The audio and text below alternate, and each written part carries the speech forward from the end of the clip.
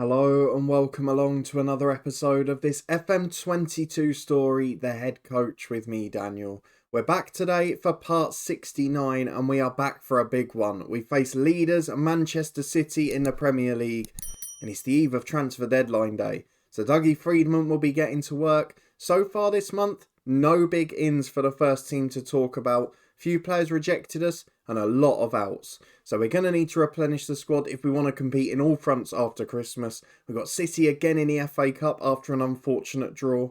Atletico Madrid, of course, a tough test in the Champions League.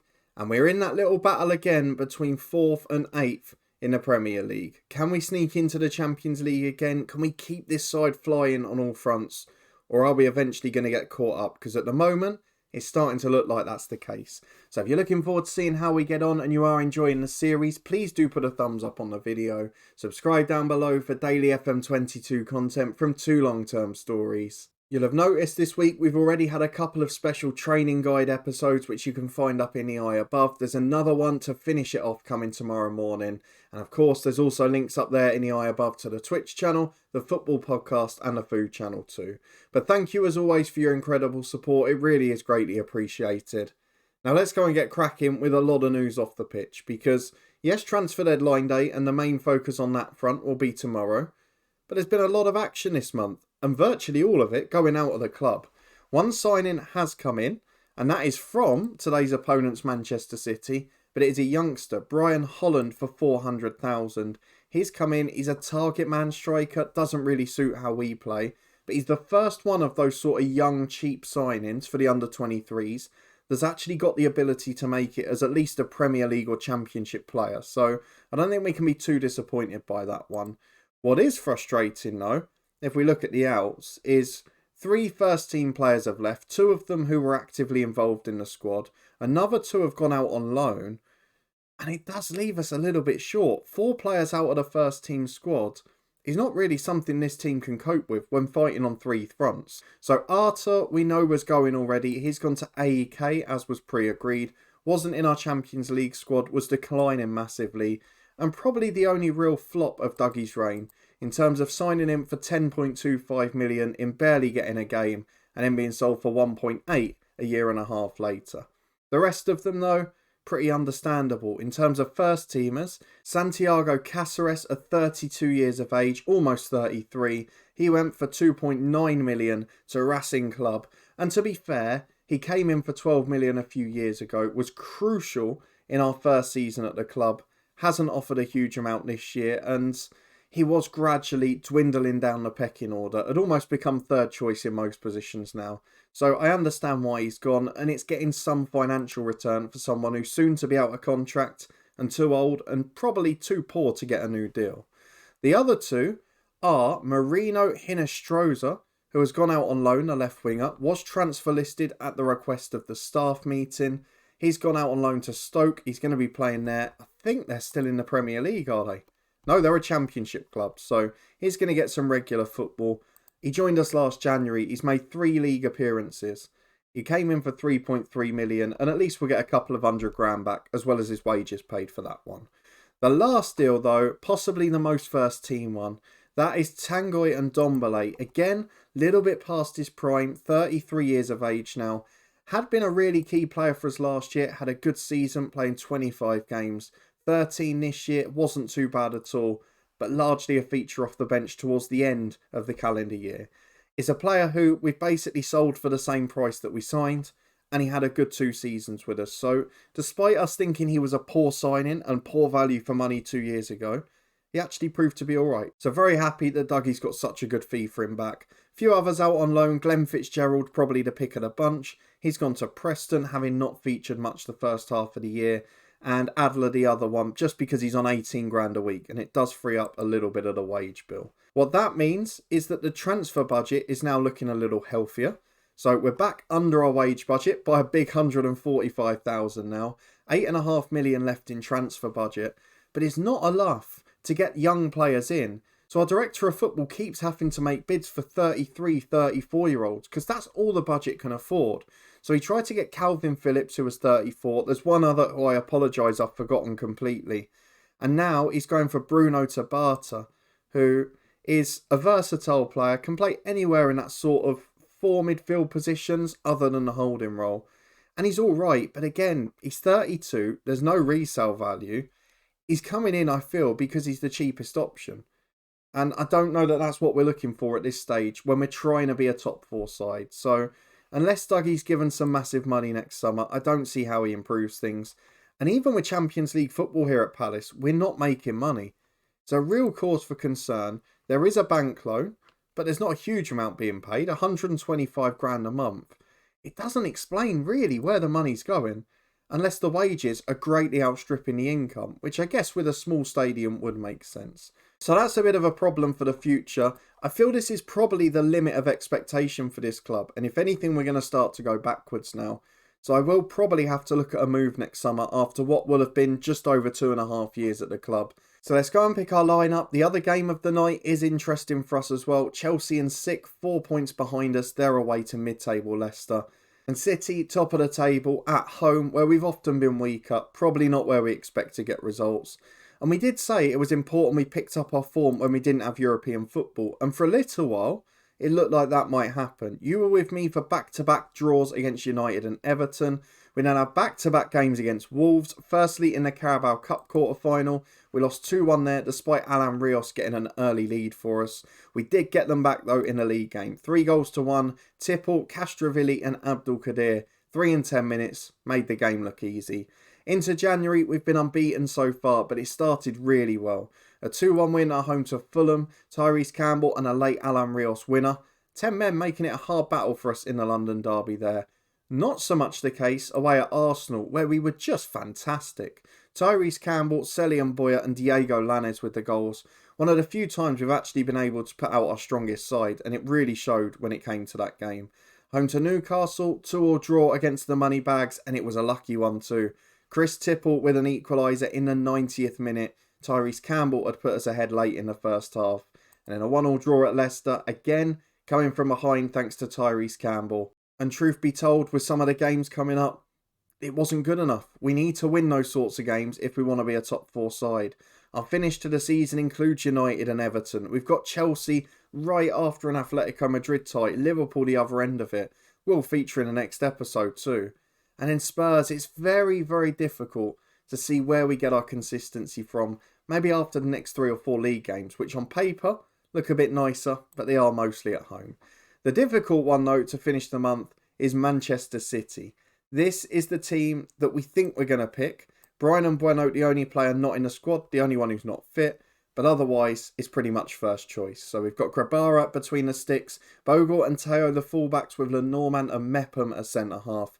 Tahar, Castrovilli and Boyer the midfield 3. No doubts about that now because obviously Ndombele has left, with Abdul Qadir, Lainez and Tyrese Campbell the front 3. Great partnerships throughout the pitch. Some good younger players on the bench, the likes of Tipple and Alan Rios having good seasons. And Lozny, signs he's just starting to develop and maybe learn a language too. So hopefully we can maybe pick up a result in this game. But a bit like the last episode, I feel it may be a backs to the wall performance rather than us dominating and trying to shock someone. Let's see if we can perk up that home form against what should be the champions in waiting. It's Crystal Palace v Manchester City, and we could really do with a result. Well, a strong Manchester City team, of course, managed by Vincent Kompany, the former skipper. That core is still there. Ederson, Ruben Diaz, Foden, Sterling and Erling Haaland, who's been scoring for fun. Quality on the bench, the likes of Laporte, Camavinga, Lamptey, Vlahovic, not good enough to get into their 11. And with us having 2 games in 3 days, another midweek rearranged fixture, it really doesn't bode well. Let's ask the lads to do all they can. But I'm not particularly optimistic on this one. We'll get through the tunnel interview and into the first half, and hopefully these lads can defy the odds again. As with just 2 minutes on the clock, we are back for a Manchester City throw in an attacking position. It works its way in from the left to Raheem Sterling, and his shot is just over the bar. Keeper was beaten, thankfully so was the woodwork. And it's another set piece for City. Luan puts it into the back post. Haaland with a header just over. Ruben Diaz was up too. It's been a long 7 minutes already from set pieces, but Abdul Qadir's got it on the right. Nice switch to Lainez as we try and bring it away. Out to Selly and Boyer, who's been a much bigger threat this season going forward. Just hasn't stayed fit enough. That shot is comfortably wide of the post. But it's our first effort with 10 minutes gone. And we finally showed a little bit of attacking nous. Now though, we've got an injury to Tyrese Campbell. It's only a bruise, so I'm going to leave it. We might have to keep an eye on that. As City play out from the back. Been a quiet little spell. Now 24 minutes on the clock as Gomez down the right hand side. Got support from Luan and plenty of space to run into as well. We're sitting very deep here and just trying to counter as Kaiser goes up towards Sterling. Bogle wins the head up, finds Abdul Qadir into Selly and Boyer and Bogle. Can we counter? There's not quite the same speed to get out because City are pressing so sternly. And Bremner wins the challenge. Haaland into his central midfielder. And Grabara makes an excellent save. Tips it wide at the post. City will have yet another corner. It's been a very busy spell for us at the back. As Luan puts it in, Haaland's up. Mepham does really well. Boyer can counter. We got a 3-on-2 here. Got to release his man. He's tried to go alone. Foden's brought him down. Should have been a yellow card. It was a dirty, cynical tackle. But we have shown some quality on the counter-attack, and long may that continue. As Grabara is back to play out from the back again. Mepham to Castrovilli. As always, we seem to be growing into the game. Let's hope we can take advantage later on. As Castrovilli releases Boyer. Centre mid to centre mids. And his shot's wayward again. It's the second one he's missed the target with so far. But promising signs. It's not been a battering. As we are back in a second of 2 minutes of added on time in the first half. Castrovilli countering with Diego Lainez, who puts his shot wide at a post. It was a bizarre time to pick up the highlight. And again, it was more our finishing in front of goal that's let us down. We haven't been bad in that half at all. We're going to tell the lads to keep it going. We'll be hoping for a famous strong finish. And we'll keep an eye on that Campbell knock because we may need a sub before long. As we've got a free kick at the back with Chris Mepham to Teo. 7 or 8 minutes gone now in the second half. And again in midfield, we're getting a little bit of joy. But as I say that, Castrovilli passes it straight back to them. Here's Phil Foden. Lucky not to be on a booking. Goes wide to Sterling. Back to Bremner, the world-class left-back. Releases Sterling again. Across the front post to Erling Haaland. 43rd goal of the season. And we haven't even finished the January transfer window. The man is a machine. A Manchester City lead. You can see why they're going to be champions. Well, just a quarter of the game to go. I'm going to make a few changes. We'll take off Campbell for Tipple due to that knock earlier. Abdul Qadir for Rios, the youngster. And then I'm tempted by Castrovilli off, because he's looking anxious, as is Tahar. Boyer's the more tired, and with a game in 3 days, maybe I should consider that. But I think I'm going to bring on Shackleton for Castrovilli, because in other positions, we've got better changes. So 22 to go. City 1 ahead, thanks to the man Erling Haaland. Now, can we find an equaliser? I doubt it, but you never rule this side out late on. Well, 5 minutes to go, and if anything, City look like getting a second, and they almost do. Chris Tipple, our centre forward, is the man clearing off the line. But now we've got a counter now. Rios gets it down the right from Selly and Boyer. 2 in the middle, a third supporting. Rios wins the corner. This would be an ultimate smash and grab. Based on the pattern of the second half, we couldn't really ask for anything out of this game, but we might yet get it with a Lainez corner to the back post to Lenormand. Heads over the bar. Not had the best game back there. He's marking Erling Haaland though. We've got to give him some leeway. As we head into stoppage time, it's Luan who takes the corner kick to the back post. Headed off the line. Haaland's down again. And I think he's getting his seconds. Shackleton is awarded with the own goal to sub, but it's all Erling Haaland's work. He's the quickest to react, to anticipate. And he toe pokes home. Off the defender perhaps, but it's 2-0 City. And we're into the 5th minute of 4 added on. So any time now the whistle will go as Boyer plays down the right to Alan Rios. Back to Lenormand. Big switch of play to Lainez. Lamptey wins it. Must be one of the shortest players in the league. Releases his midfielder up to Haaland. That would have been harsh if he got a third. But it's the final kick of the game. Crystal Palace 0, Manchester City 2. And they've just got one of the best players in the world, if not the best. Certainly the best centre forward. On to deadline day. Following defeat, we stay in 4th because obviously we've played ahead of most sides. But it is now transfer deadline day. And worryingly, one of the key rumours is Selly and Boyer leaving us for West Ham for 85 million, which, yes, gives Dougie a little bit of money to play with, but would not be a good sign for the rest of this year. I do want to exercise a bit of caution because those of you who were here this time last year will remember that we were linked with a wonderful holding midfielder on that transfer deadline day, getting them on a loan with an option to buy, and nothing happened all day, and it broke my heart. So we're going to have to watch out here.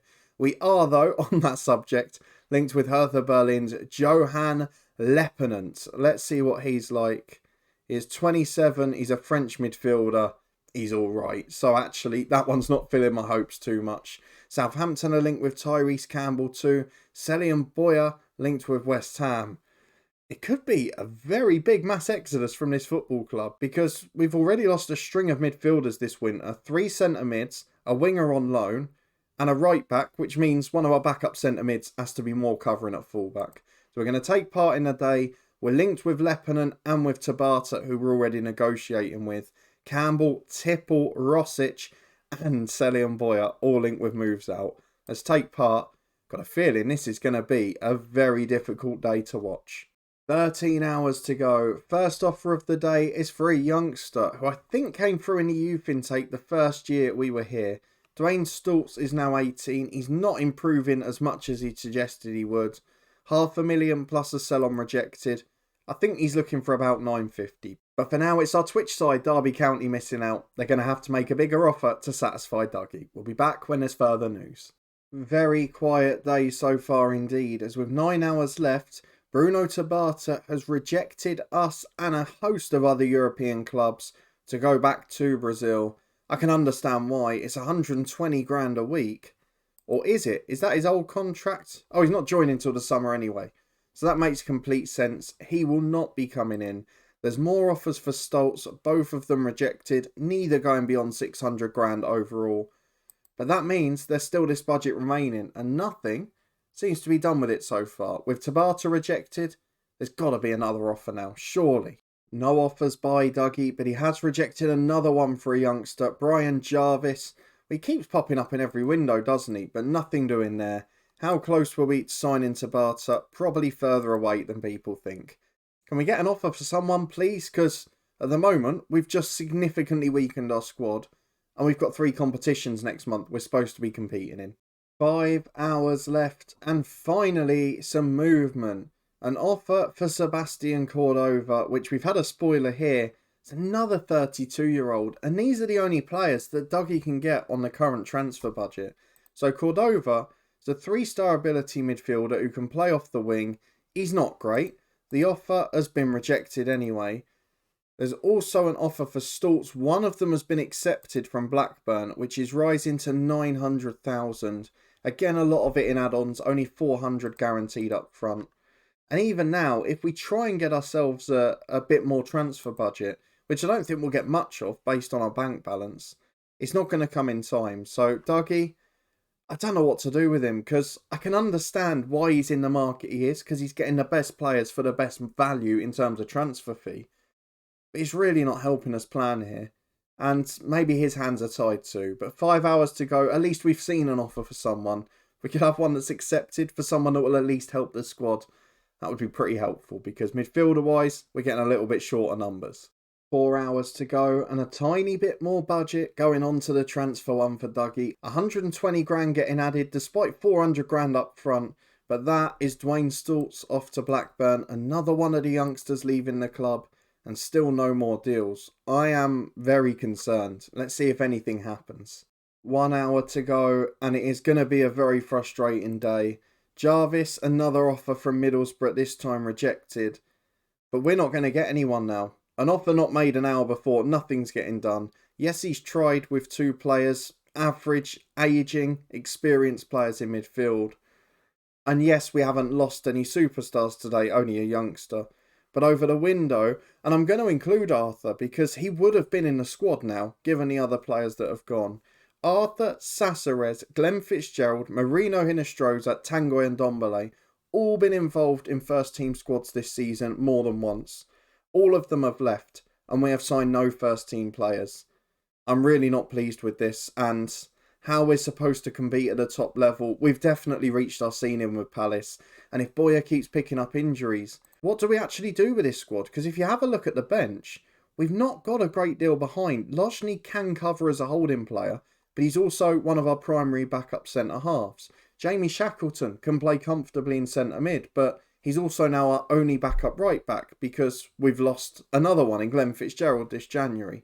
Beyond that, we've only got Joe Willock as a backup in the squad, and he can only really play in the Mazzala role, so we are very short on players in central midfield. Castrovilli's well past 30. Tahar doesn't always stay the fittest. and Boyer is basically a walking sick note. So we're in a bit of trouble. I don't think there's going to be a miracle. So let's just come back to wrap up what has been a disastrous day in a moment. And there it is, not the transfer window you ever want to see from your director of football. A sea of players going out, virtually all from the same position as well, and nothing coming in the first team. So against all odds, I mean, the positive for the board, the wage bill's down again. We've made them Champions League football. We stayed unbeaten in the group until the last game, got a pretty good sum of money into the club, and we've got the 6th lowest wage bill in the league. They're hardly helping us out here, it's got to be said. The transfer window roundup, most players out, Crystal Palace, that tells you what you need to know. So we are now left looking at the under-23 squad for first team candidates. The head of youth development is suggesting there aren't any. I'm going to have to look to see if we can find one, because in terms of ability, there really isn't. There's a few with 1.5 star ability, a little bit of potential. There's no one that really stands out. And looking forward, I can perhaps see some of these real young players getting a chance on the bench. Looking at Mamadou Ning, who's got brilliant potential for the future. Do we just elevate him, get him on the bench a couple of times and see what he can do? We haven't really got any young central midfielders at that top level either. So it's going to be a very challenging next couple of months. Partly because of that change in the squad dynamics. 4 or 5 big experienced players going and no one coming in. But also because we've got the team top of the Premier League who just beat us at the start of this episode, again in the FA Cup 4th round. We've got Atletico Madrid, a Spanish giant, in the Champions League 2 legs for the last 16. And in either side of the second leg, we're playing Liverpool and Chelsea, with Spurs to come just after that. So that's when we're going to be back. I'm not sure whether it will be Liverpool or Chelsea yet. We'll judge it based on how the league's looking. But it will be Atletico Madrid away. Hopefully we're still in the tie at that point. And it'll be a miracle if we're still in the FA Cup. But let me know in the comments what you thought of that episode and that deadline day. Because offers went in, but he didn't really follow up after the first couple were rejected. And he didn't really make an offer for a useful player at any point. Again, the biggest one suggested in the rumours at the start of the day didn't happen. We didn't get any offers for the big players, Boyer or Campbell either. So a disappointing, a frustrating and a quiet end to the window. But ultimately, I judge it on how our squad finishes. And at the moment, to me, it's significantly weaker on the 1st of February than it was on the 1st of January. We lost the game as well against Manchester City, so hopefully you enjoyed seeing a bit of pain. If you did, please do chuck a thumbs up on the video. Subscribe down below for daily FM22 content. This one will be back in a couple of days' time, but tomorrow we're going to have the final of our 3-part training guide series. That will be at 11:30, and then Hemel at 3:30 PM, another big episode from that series. A massive thank you for your support as always. You can find key playlists and the Twitch channel and football podcast up in the eye above. But above my head now, you should be able to see yesterday's individual training guide. And if you haven't checked it out already, please do. I hope you enjoy it. And thanks for watching. I'll see you next time.